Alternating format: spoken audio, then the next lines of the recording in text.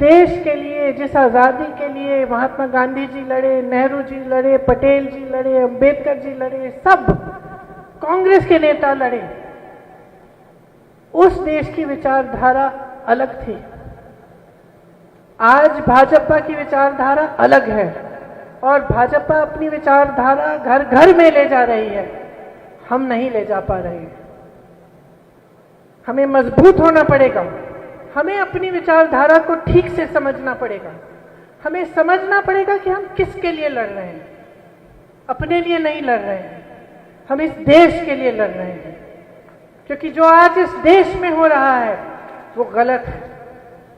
हम इस देश के नौजवान के लिए लड़ रहे हैं, जिसको गुमराह किया जा रहा है, जिसको ये कहा जा रहा है कि धर्म और जाति पे बंटो, लेकिन ये नहीं कहा जा रहा है कि तुम्हें नौकरी कहां से मिलेगी, तुम कमाओगे कहां से, तुम्हारा पेट कैसे भरेगा, तुम अपने माँ बाप की देखभाल कैसे करोगे।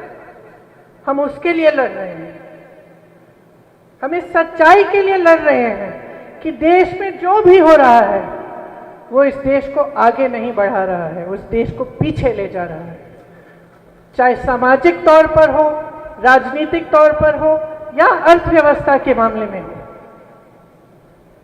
जब 2014 में भाजपा की सरकार आई थी तो आप सब जानते हैं कि हमारी अर्थव्यवस्था की क्या हालत थी। आगे बढ़ रहा था देश। मनमोहन सिंह जी की जो नीतियां थी, मनरेगा आया, रोजगार मिले, देश आगे बढ़ रहा था। पूरी दुनिया देख रही थी कि भारत आगे बढ़ रहा है और अर्थव्यवस्था हमारी मजबूत बनी जा रही है। आज परिस्थितियां क्या है?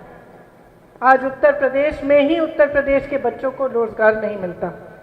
बड़े बड़े शहरों में पलायन करना पड़ता है। अगर हम मायूस होकर बैठ जाएंगे और ये सोचेंगे कि आगे कोई आशा नहीं है, निराश हो जाएंगे, तो जिसको निराश होना था वो तो चले गया।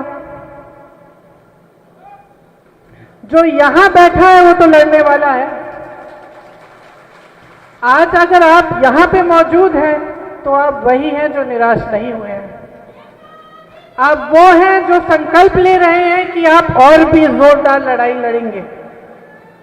और मुझे पूरा विश्वास है आप में। आप हिले नहीं, आप छोड़ के नहीं गए। कितनी भी मुश्किल परिस्थितियां थी, आप अपनी पार्टी के साथ, उसकी विचारधारा के साथ खड़े रहे और यही आपकी सबसे बड़ी उपलब्धि है। तो क्या हुआ? हमने सही मुद्दे उठाए, कुछ नए प्रस्ताव भी रखे पब्लिक के सामने। कुछ मेरी बहनें यहाँ पे बैठी हुई हैं जिन्होंने पहली बार चुनाव लड़ा।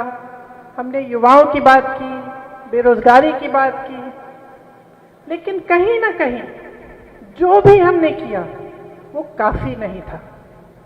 तो हमें सीखना पड़ेगा और हमें ये समझना पड़ेगा कि हमें बहुत ज्यादा गहराई से काम करना है।